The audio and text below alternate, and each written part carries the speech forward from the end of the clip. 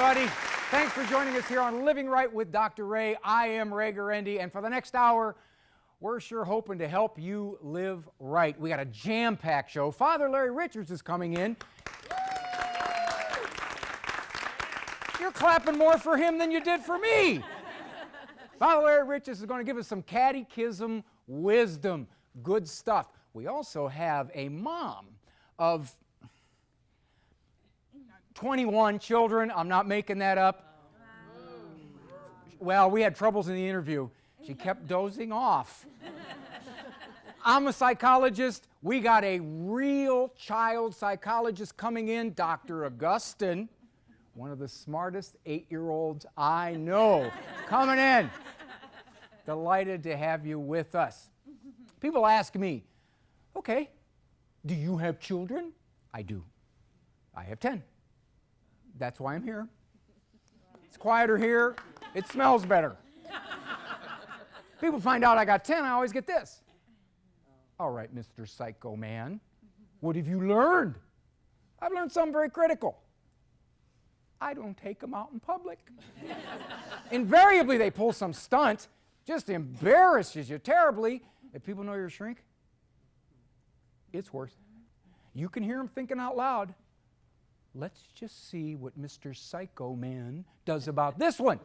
I figure it this way. Some of you look like you have had this experience. The first 9, 10 years of life out in public, they embarrass us. After that pop, you embarrass them. Oh man, come on, Dad. Don't wear the pants with the feathers. Dad, don't wave at me when people are looking right at us. Drop me off here, I'll walk the last 7 miles. You ever had a child say this to you as a parent? I don't like you. I remember the first time I said this to my mother. I was 3. She looked at me, little Italian lady, not easily buffaloed. Raymond, you're a little behind. I stopped liking you last year. That was back before you could psychologically push parents around. One of my kids tells me I don't like you. So what? I got 5 or 6 who do. Any given moment, I got a 50% approval rating. When a child says, I don't like you, know what he's saying? I don't like the way you're parenting. I don't like the way you're doing this. I don't agree with this. Would you expect him to? He's 5, 8, 10, 46. He doesn't like this. If you parented so that you were liked all the time and you never heard I don't like you, you're not parenting well. You're parenting the way the child thinks you should. That's not good. Okay, this looks like a very likable group. I don't see any reason for anybody to dislike you. Has it happened? Anyone? Sir, your name? Chris. Chris. Well, I remember saying that to my parents growing up. I don't like you, I hate you. But it really hits home when I hear it from my kid. You don't realize how much it hurts or how deeply you feel it until they say it to me. And your mother is standing behind you going, he got a kid just like himself. Yes. Anyone else? Well, let's get you a microphone, young lady. I know, you need the mic. The whole world wants to hear you. I have a fisherwoman's mother's voice? Okay. Give me your best mother's voice. Well, my son still talks back to me, and he's over 40. What do I do then? Well, has he ever said, I don't like you? Oh, yeah. Well, if he's still at home, get him out. You won't have to put up with this. Is it your cooking? And if your husband's sitting there, he's going, it's the cooking. It's the cooking. He's not going to get dinner tonight. Okay, I understand this. Older, grown children telling you they don't like you, they're mad at you, they're upset at you. What are you going to do? Well, first of all, Mom, you got your own commandment. God has given you 10% of the commandments. Honor thy father and thy mother. You don't need to sit there and take that. Okay? Remember that. Will do. I shored you up. We're going to take some questions. All right? Now, if you're reluctant to ask a personal question, just raise your hand. There's this kid in our neighborhood, not real sure about his mother, but I've seen her on the news. Some questions. You look like you're waiting to ask a question with a microphone in your hand there, dear lady. What is your name? Ellie. Ellie. What's your question, Ellie? Well, I've been having this problem with my now 18-year-old for the last couple of weeks at least. Even last night, as I was walking down the stairs, I said to him, and I don't care if you like me, because I'm not here to be liked. He's just pushing me this close to the edge with his attitude. You could just tell he wants to break away, but I'm not going to accept it, and I'm having a hard time dealing with that in a rational way. Is he a senior in high school? Yes. I'm 18. I don't have to listen. Right. Parenting is not measured by the numbers. 18 is meaningless. As I told my son when he turned 18, Andrew, you don't have to listen to me. You can do what you want. You can come and go as you please. You're your own person. Of course, you can't live here if you do that. Your 18-year-old son needs to be dealt with. In his mind, 18's big.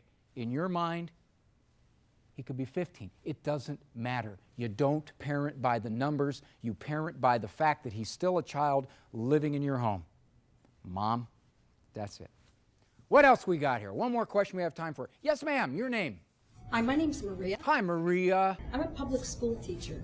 So I deal with the parents, and I see a lot of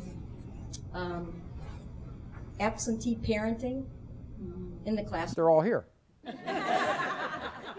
And my question is, I often run into this where I'll have a student who has documented, behavior issues and poor academic performance. And they've been diagnosed as, say, ADHD, and the parents will refuse to use the medications that doctors... So you're asking, what do you do when the parent says, I don't want to use the medication, I just want to proceed forward as though there isn't anything here unusual? Right, that there's nothing wrong. Then you have to proceed forward as though there's nothing wrong. Here's what I mean.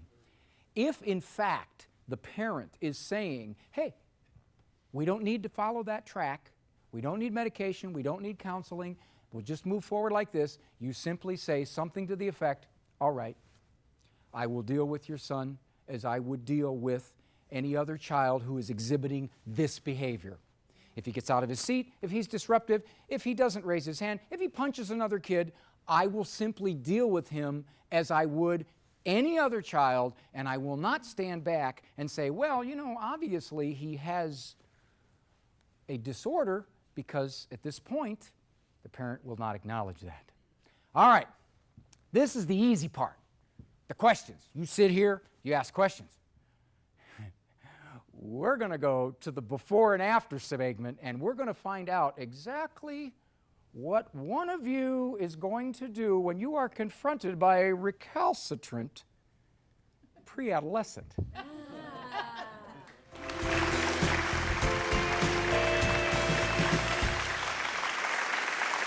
I'm looking through this group, and I'm looking for a co-star. Somebody to play my opposite in my lead. Somebody who looks like they'd really want to. What is your name, young lady? Debbie. Debbie. This is your big chance. This is your big break. You want to be my victim? Okay. Come on, Debbie. Come on up here. All right. Here's the scenario, Debbie. You're my mom.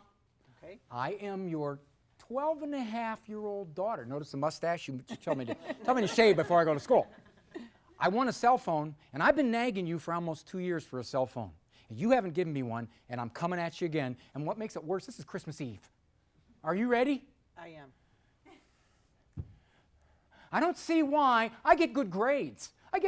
All my friends have had a cell phone for a year or two, and you tell me I'm a good kid, you tell me I'm trustworthy, you say that I'll get one sometime, but when is sometime, Mom? Okay, well, you know what? You're 12 years old. There's an appropriate age for everything, and a cell phone is not given to a 12-year-old right now. Mom, all of my friends have every one of them. If you see a cell... It doesn't matter. It doesn't matter what everybody else does. In our house, we do. The rules are our rules. It doesn't matter what the house next door does or the lady down the street. Our rules are our rules. The rule is Our no. rules are your rules. That's whose rules they are, Mom. You know, you say get good grades. I get straight A's. I don't get And I'm any. very proud of you. That's great. You get good grades. Grades are one thing. The cell phone is another. I'm sorry. When will you I get cannot one? have When will I get when one? I say it's time. Say. Yep. When you say, how will I know when you say? What do I have to do? You keep doing what you're doing. Your grades are great. That's great. Your cell phone, later on, down the road, when it's time. I don't know now what time that is. I have no idea. It'll be, though, sometime later on. You focus on your grades and not on your cell phone. Wonderful comebacks. The problem is this. We've been debating this for 2 years, and I'm sure I've heard this 1,000 times. And dear Mom is telling me this for the 1,001st time. She's going to exhaust herself. All right, my dear. I'm Mom. You're 12.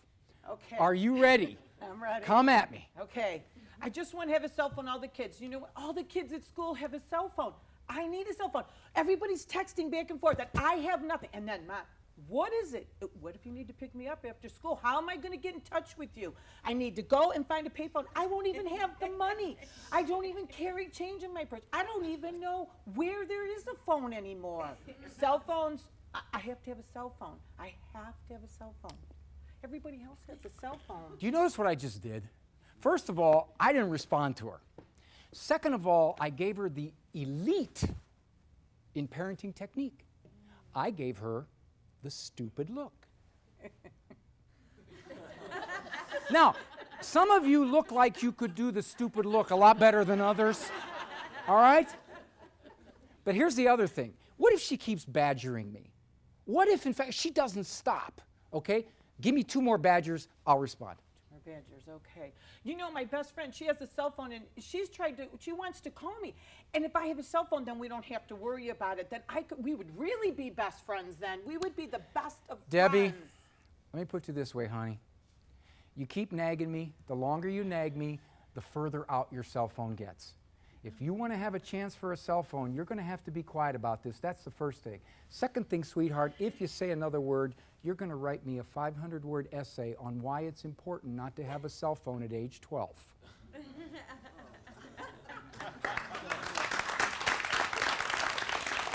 You're great. Thank you. Okay, we've heard from local folks. Now, we're going to go around the country. We're going to pick up from the mailbag. Well, I want to be gender sensitive. The person bag. We're going to find out a few questions that have come into the show. We're heading there.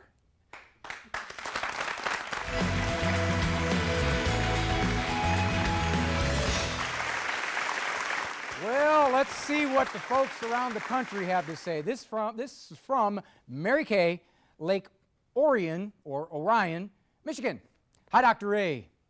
My 20-year-old daughter received a cell phone at age 16, seems to be the cell phone show here, and could pay for her monthly costs herself. My 14-year-old daughter wants a cell phone, and my husband thinks she should have one. She can pay with it with her babysitting money, but she is 2 years younger than when the other daughter got one. I can tell that my husband and I feel differently about this. This always happens to the second child, and then the first one then resents the second one and us. What should we do? Okay, well, I got 10 kids. My first one didn't drive till he was 23. My last one got a Corvette at age 9. Once again, as we alluded to earlier, this is not a question of numbers. This is a question of moral maturity. If that 16-year-old could responsibly handle a cell phone at age 16, okay, she gets one.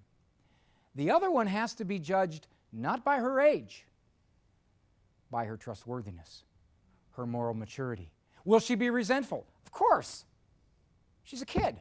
She's going to be resentful.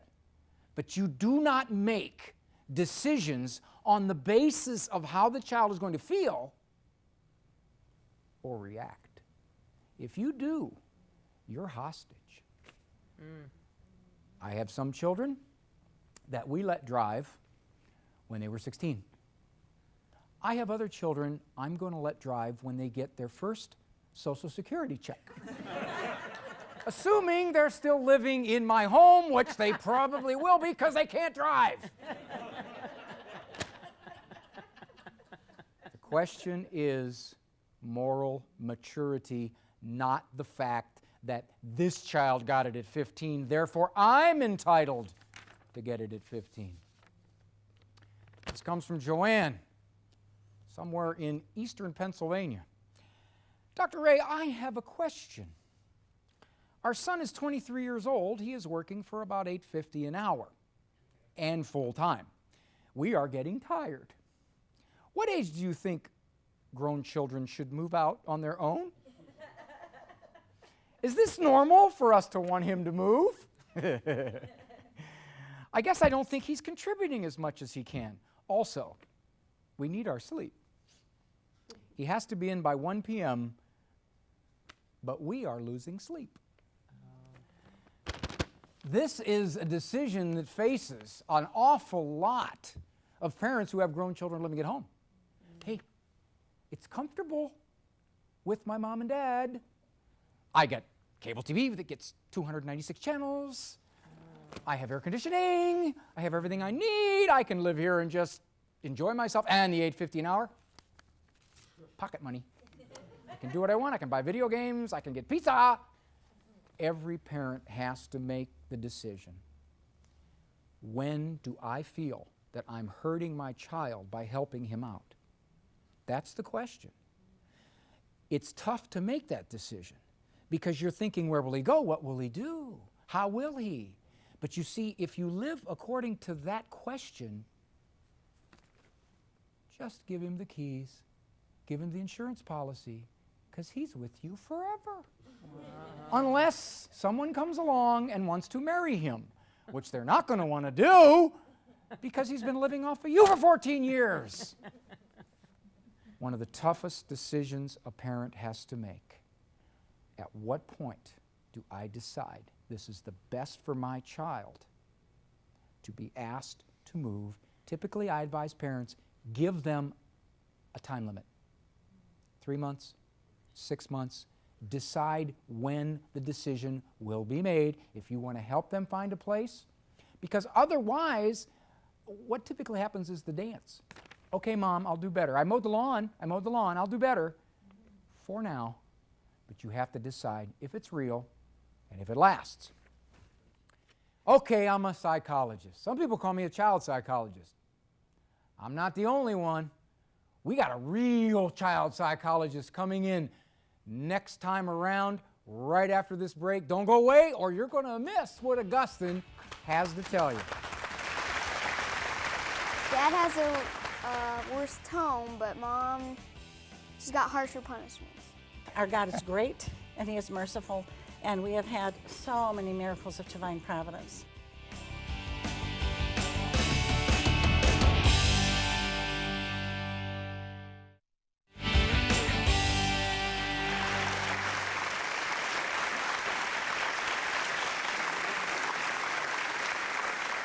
As a father of 10 children, my wife says she has 11 children, I am not too easily intimidated by parenting numbers.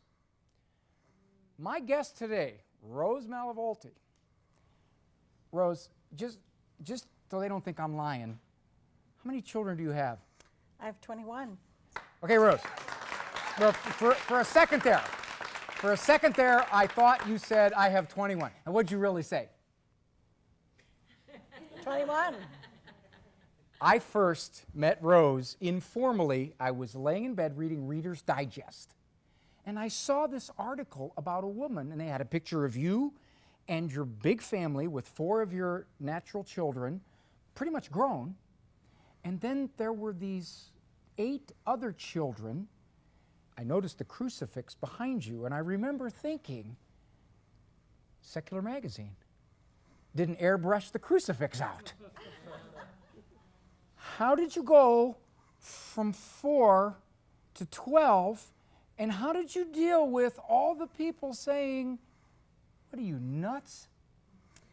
Well, to deal with the last question first, they're probably right. Scripture says to be a fool for Christ, and so You know, Not perhaps they that are. foolish. Well, it depends on whose yardstick you're There using. you go.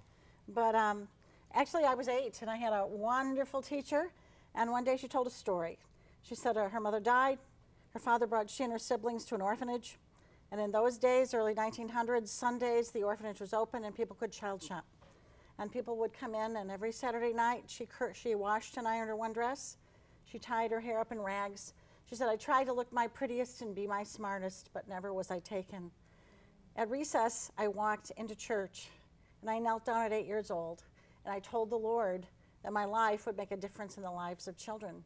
I went home that night and told my daily communicant father, I said, Dad, I'm going to have 21 kids. You didn't. I did. And he laughed, and he said, you'll change your mind. And I said, no, Dad, I'm just going to give birth to some, but I'm going to take in other kids. He laughed, and he said, you'll change your mind. How are you going to find a husband to agree with you? Well, there's other fools that God makes Okay, besides all right. me. Took you a while, huh? So actually, when we hit 12, when you read that article, I thought maybe I was dyslexic, and maybe that was really the right number. But we actually just received our 21st child. Tell me about in those June. 12. This is an interesting story because you go back to that teacher and you basically said, she said, nobody came to get me. No mommy, no daddy. No one ever took her. And you came across a situation with many more children like that. Tell us about that. Well, we had made many attempts to adopt. We had many failed adoption attempts. And I was very frustrated. I kept saying, Lord, why did you give me this desire? Why have you kept this desire alive? Why have you given it and then not brought it to fruition? And so after many years and much debt, I only knew of one novena that you pray that God promises to give you a tangible physical sign. And we have prayed that novena every single time we were faced with an adoption, and every time we were given a physical sign that yes, in fact, this was God's will. This is what God wanted. And so after many failed attempts, we were working on an adoption for Mexico. I met a stranger I didn't know.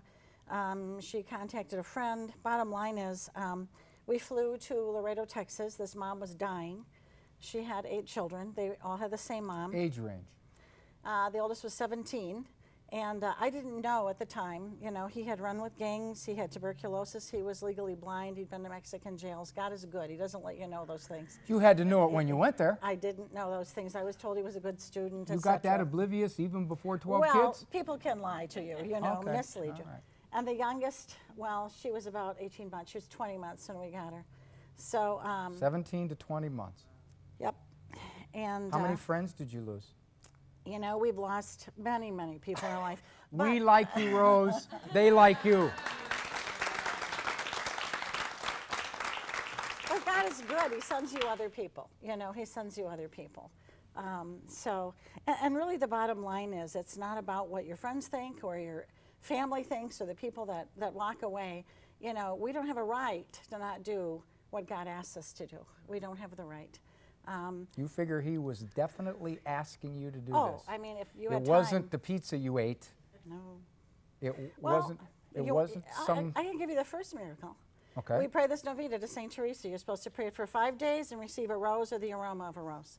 When we originally when I prayed it with one of my children, we were floating down a river, and my husband and I had taught outdoor ed, and no one knew. And suddenly we're in a valley where there were millions of flowers on the banks. And I turned to my husband and I said, "What are those?" And the smell filling the river valley was like 1,000 bottles of perfume. And he said, "Rose, they're wild roses, multiflora roses." But God knows how stubborn I can be. So the first canoe went by and Thought said, it was a coincidence. the first woman said, "Rose, what are those?" I said, "They're wild roses." The next canoe went past us, and they said, "Rose, do you smell those You flowers?" said "Yeah, those I are smell 'em." lilacs. Yeah. And I said, "Yeah, they're wild roses." When the third canoe went by, and it was a script, it was the same words. "Rose, do you smell those flowers?" I looked right to the heavens, and I said, "I got it. I got it." Yeah, they're roses. And then, but still, thousands going out the door, no children. And so when we were called, Thousands meaning you Of were spending dollars. that kind of money to try to 33,000, adopt. double mortgage on the house, about to lose it. My second child, who's in the How first. could you adopt with no house? Well, that would have been hard, right? I'd say. And so when we flew to Laredo to see these 8 kids, it's a long story, but we flew on the wrong tickets. We were given tickets and somebody backed out, and then other tickets were put up, but we didn't get the pledge. So we land in Laredo, and this man that picked us up, well, in San Antonio, he turned to us and he said, how was Continental? And I said, you mean American? And I could feel the blood drain out of my face. He said, you didn't get the message. I said, no. And he turned to me and goes, do you know Jesus Christ is your personal Lord and Savior? And I thought, if my husband tells him I teach religion, I'm going to kill him. Because I was acting like 33,000 was too much for God. You know, he couldn't handle that. But in fact, our God is great, and he is merciful. And we have had so many miracles of divine providence. Where are those 8 kids now? You don't have to tell me every one of them, but how old's the oldest now? The oldest is 31, and he's married and has 2 The children. youngest would still be at home. I have 2 at home of that first 8. Of that first 8. 16 and 18-year-old Teresa and Jackie are still home of that first 8. And they refuse to leave. Actually, you know, that whole discussion about kids leaving, we make life so hard that when they go to work for somebody else, they tell me it's easier than being home. So, you know, we don't use central heat. Sergeant Rose. Well, we don't use central heat. We heat with wood. We grind our own wheat. We make our own bread. We can thousands of units of No wonder food. they leave. Could you come to Exactly. my house for a week and set that up so I can get rid of some of mine? It's not an option, you know. We have a single income, and we have no financial aid, no adoption Nothing. assistance. You've got no adoption no federal, no assistance. state, no local, and God does it. He does it. You know, we just need to be obedient. We just need to be faithful and trust Him, and He will do the rest. Well, you know, no offense here, Rose, but with my 10 kids, you're kind of making me feel like a chump. It's like, you know, I'm taking the easy road. Well, no, because the grace of God never leads you, I mean, the will of God never leads you where the grace of God can't keep you. So in your life, if God's will is 10, and you're being faithful in evangelizing others in other ways, He gives you the grace to do that. I'm For not us- evangelizing him in other ways. I got you here to do it. I know. For us, you know, it's He's asked us to do 21. As I say, we just were given our 21st child, and we didn't do anything to get the last 6. They're coming to you. They're coming to me, and so we just are obedient. Well, now, wait a minute. How many at home? 10. I bet you don't pay any taxes. Oh, Got tax deductions? no, because many of them can't be claimed.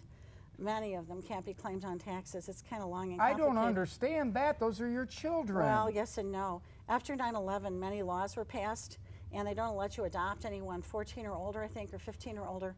I forget the exact age, because they're afraid people will adopt terrorists to get them into the country, and so they could be adopted, but not citizens. And so there are many loopholes that we face because we take the ones that fall through the cracks. We have a 23-year-old we got at 17 who couldn't read, write, or add. He has total kidney failure. He has dialysis 11 hours a day, which is $36,000 a month. He's on 8 Who drugs. pays for that? Well, my husband's insurance, gratefully, at least for a while, but a lot of that has to come, it's not 100%, comes out of pocket, you know, and one of his drugs is $47,000 a year, one's 20-some thousand, you know, so. Rose, you probably hear this all the time, and forgive my lack of gender correctness. You're my hero. Well, my grandpa used to tell me I was an angel, but then in Italian he would say, but only your horns hold up your Diablo. Yeah, Diablo. I got that from my grandma all the time, too. Yeah. Rose, something tells me we're going to visit again on this show because there's a lot more to this story I want to check out. Well, you've been listening to Grown Ups. Coming up next is a real child psychologist. I personally think he's a real good one.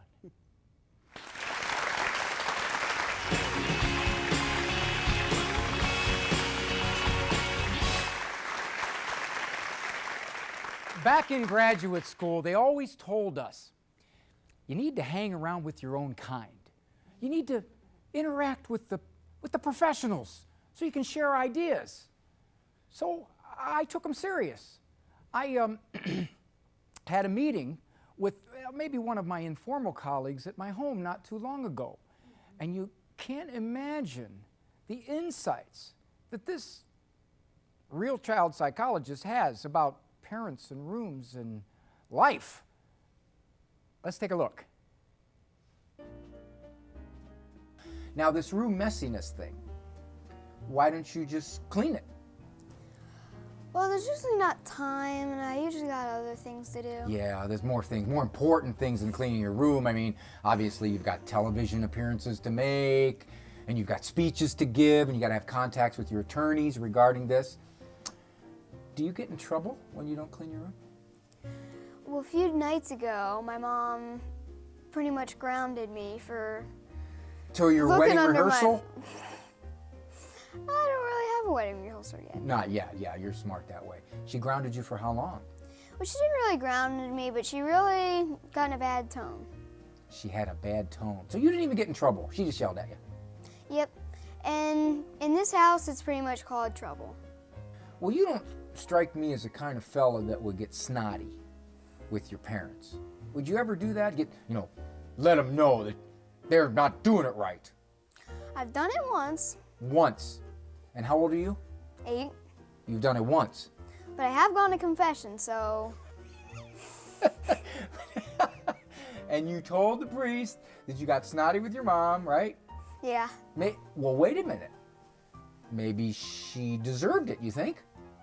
Well, it was from my dad, so Oh, you got snotty with your dad. Isn't your dad big? He's real big, right? yeah. He's 6'6". But he doesn't really do anything more than Mom does. Who's the stricter one? Dad has a worse tone, but Mom, she's got harsher punishments. Who do you go to first? It's usually Mom. She sets the rules? Pretty much. If she says no, can you go to your dad and say, hey, Dad, Mom says no, but I think that I should be allowed because. I think I've done that once, but it was I asked Dad and then Mom. And then Mom. Yeah. How'd it work?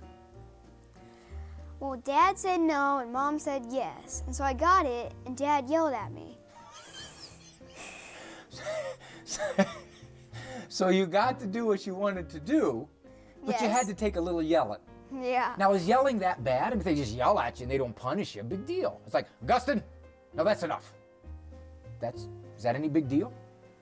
Not really, because now I know not to do it again, because maybe they'll do something extra next time. Oh, so you don't want to push it. Nope, not at all. Well, why don't you set your sister up? Why don't you have your sister go try them out and see what happens to her? You could tell her, hey, Cecilia, go ask Mom this. Now that'd be a sin. It's in my confession book, and I wouldn't do that. I just want to know who's teaching you your religion. I'm homeschooled, so pretty much Mom. Mom. All right. Do you ever nag? Like you keep sort of asking and you're just. I've done it before, but Now you're not Not going a to tell lot me of it's a sin, are you? well, When you do it, who's the easier one to nag? Mom. Mom's easier. Because why? She lets you keep going? Sometimes. It's usually 2 or 3 times she gets angry and really yells at. But Dad, 1 or 2. 1 or 2. So Mom, you can tell that you've got 3 askings before she's Yeah. like that. All right. Why don't you go to your mom and dad and say this? I'm 8 years old. I think I'm grown up enough now to make my own decisions. And I don't really think you need to discipline me anymore. I can pretty much raise myself, and I promise I'll be good. Why don't you try that? That won't work. Why? It sounds reasonable to me. My mom cares for me all the time, and I don't want to overdo it.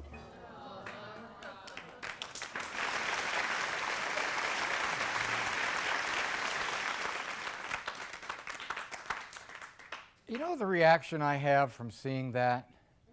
I want to go home and just discipline my kids. Well, you've heard from a real child psychologist. What struck you about what you heard? We need some questions or comments. Yes, ma'am, your name? Susan. Susan. The first thing I thought about was, I don't have a schedule for my children to clean their rooms. Should I? Is it an issue for the city health department? It's just a little messy. It's not dirty. Rooms are one of those things that are parental decisions.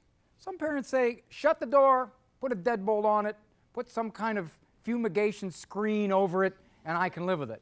Other parents say, your room, my house.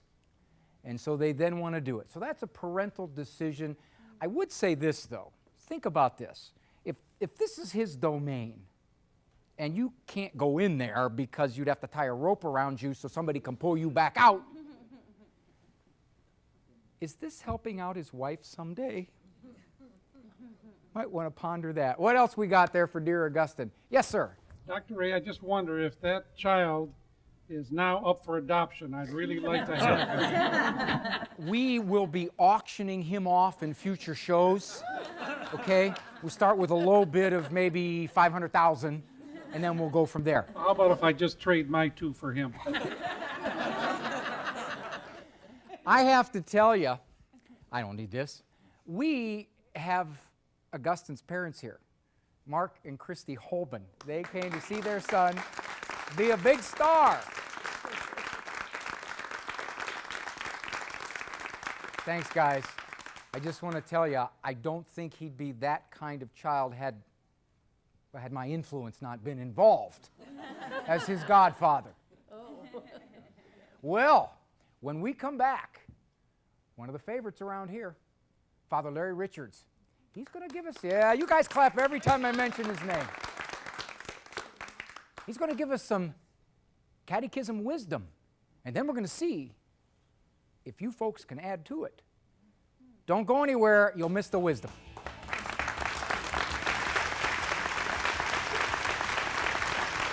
God looks at everybody and says, you are my beloved son, or you are my beloved daughter. And because we're beloved by our Father, that's what gives us our dignity. It hurts so much that children have gone astray from the Catholic faith after we tried to raise them properly in the faith.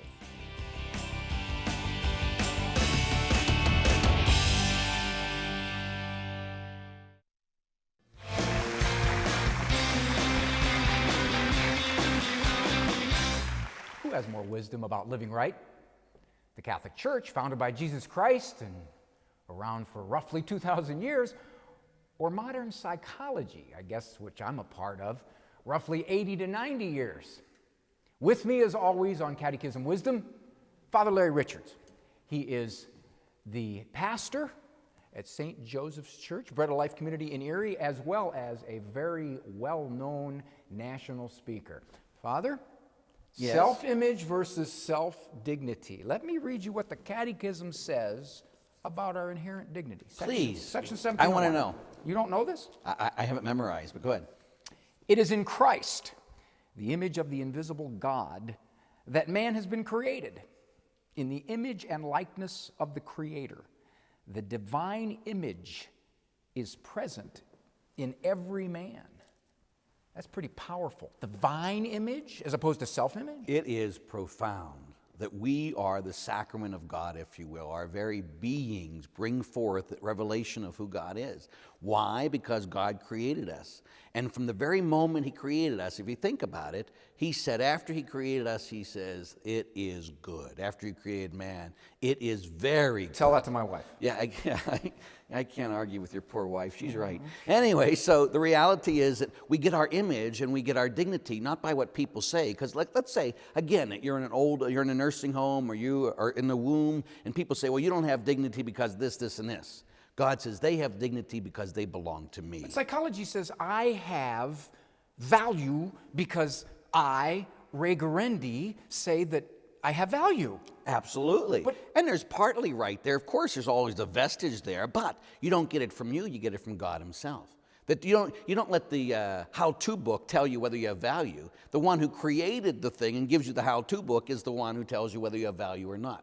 So that's what it is. So if we just sit there and say, well, I have value because I say so, well, that... But I do more than that. I draw myself a little flower that says exactly. Ray Garendi has value. And it would be a bad drawing, too. But anyway, the reality is that God says, whether you feel it, whether you don't feel it, whether the society says it, whether society doesn't say it, you have great value because I created you and you are in my image and likeness. Even if I don't think I have value? Even, most especially when you don't think you have value, because then you can look at someone else, the God of the universe, and say, listen, I love you and I've always loved you, and it's because I love you, because I created you, that you have value.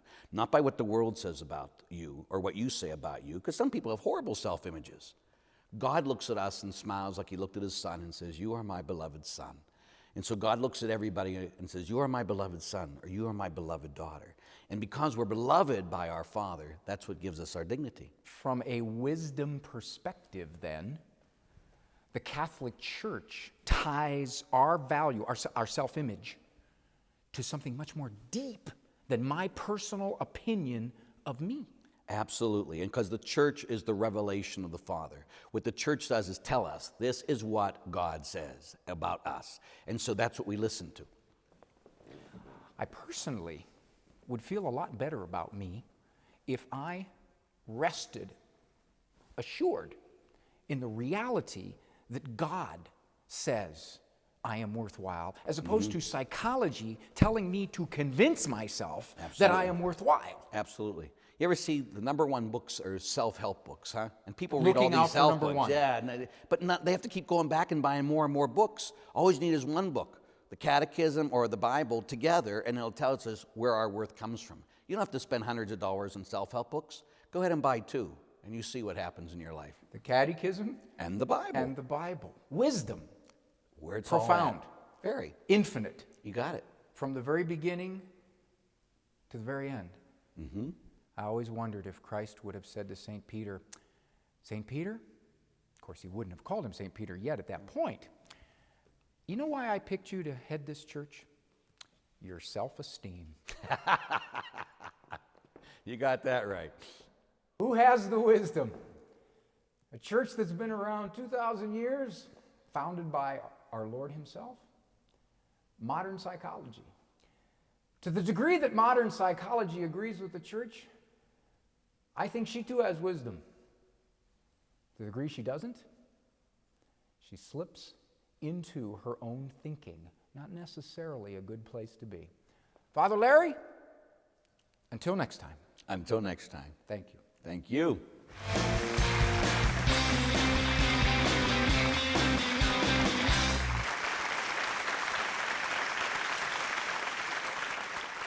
I don't know about you, I could have used a lot more minutes of wisdom.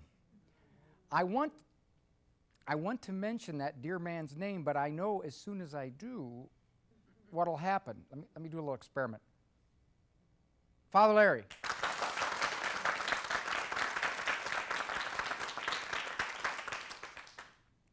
Dr. Ray Garendi. Thanks, Uncle Martin.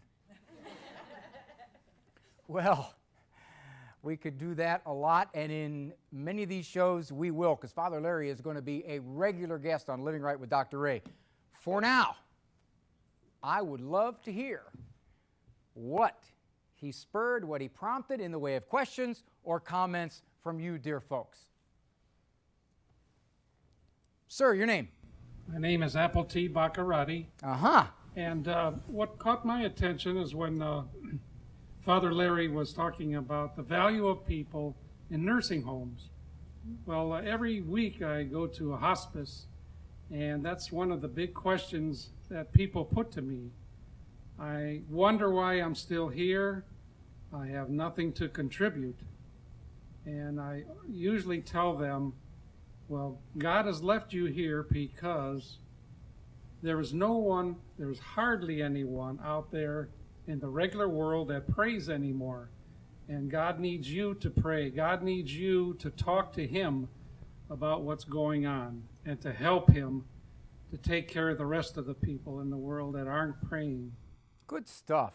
Dick, good stuff. Thank you. Thank you. It's a beautiful thought, isn't it? Beautiful thought. You are here to pray. Many of you are younger here. You know how distracted we are with life. We're busy. I got places to go, people to see. I got things to do. Did I say hello to God today? I did, I think, around 1:15 p.m. I did. Other questions, other comments? Sir, your name? My name is Mike Connor. Hi, Mike. And, I was wondering, Ray, how do you take time to talk to God in your daily life as a busy professional? Ooh. I gotta be honest, I'm not a real good prolonged prayer. If I start to pray the rosary, I'm oftentimes, what's that cobweb doing up there? The cobweb wasn't there a couple minutes ago. Is that a spider? Oh, Holy Mary, Mother of God. You know, I need to paint that ceiling. That ceiling needs a second coat. One of the ways that I've dealt with that, Mike, you pray throughout the day. I don't want to say sound bites because that trivializes it. But you pray, dear Lord, help me on this one. Dear God, forgive me for that thought. Dear Lord, stay with me here, please. Stay with me here or else I'm going to fall down if you don't stay with me. Just that ever-present kind of snapshot. Let's just stay connected here. I'm just keeping plugging into you. Because otherwise, for me, to go somewhere to pray for an hour, sometimes, and I don't know if it's my age, and I tell people, I'm resting in the Lord. Well, I have heard that you should pray more spiritual prayers instead of praying prayers that are of want and need and needs that concern you. You should pray more spiritually. Well, prayers of gratitude, prayers of praise, prayers of honor, those are pretty high prayers. Those are things that we should, I think, strive for. Unfortunately, we bat up against fallen human nature, which is, okay, praise you, God, praise you, God. Did I tell you I needed a new job? We're heading over into a senior moment. We got a touching question from a mother from far away, but I think it'll relate to an awful lot of folks.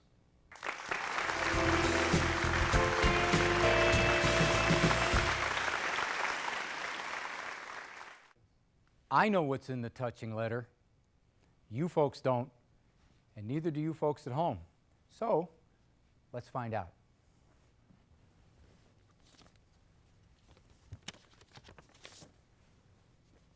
Do people still send letters? Dear Dr. Ray, as a grandparent, I've heard you speak about grandparents not interfering with children. When there are serious moral situations where children are not living lives in keeping with their Catholic faith and upbringing, and basically discarding the Catholic faith, what are grandparents to do other than to pray for years? Especially when grandchildren are not being raised in the Catholic faith, as was promised. It hurts so much that children have gone astray from the Catholic faith after we tried to raise them properly in the faith. Certainly, I admit I've made mistakes and probably am a lousy parent. I certainly blame myself for much of why they have left or no longer practice the Catholic faith. I am deeply saddened. Naomi.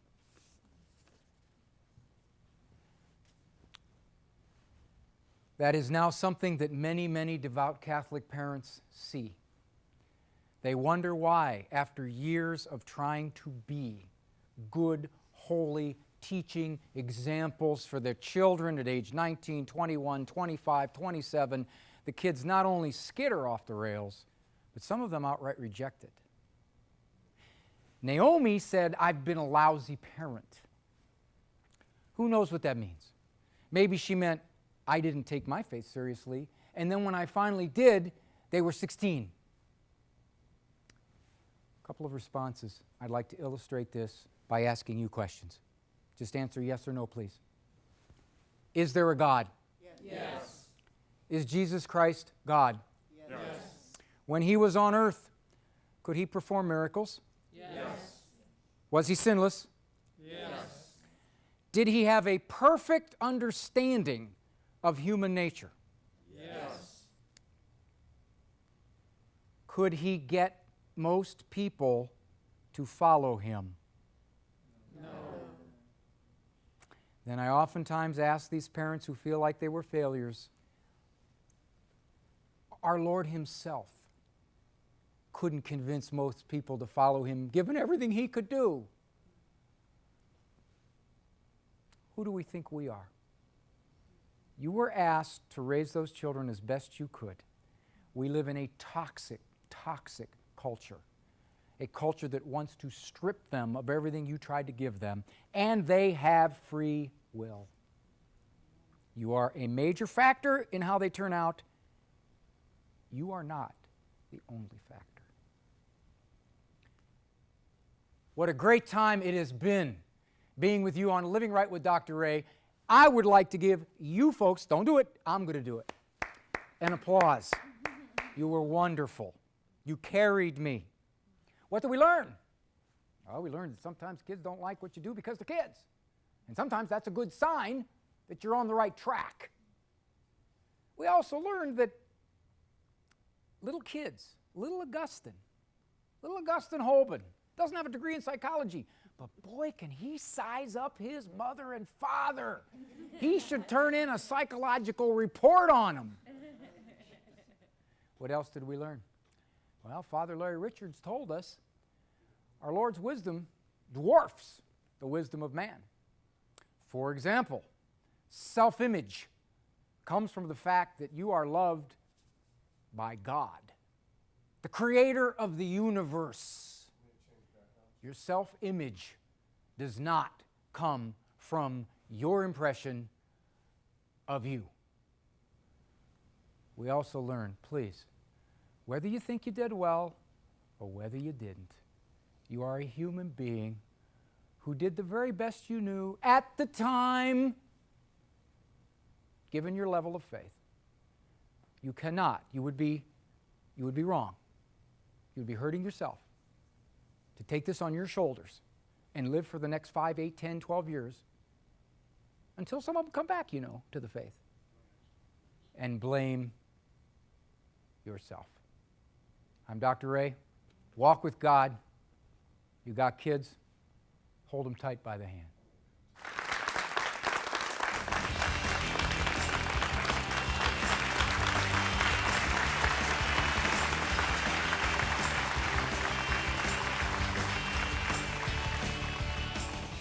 Next time on Living Right with Dr. Ray, husbands, protect your wives. From the kids if necessary. Accept what you hear. Sometimes that's good marriage advice. How do you handle sibling quibbling? And how different do parenting styles have to be before you run into trouble? Join us next time.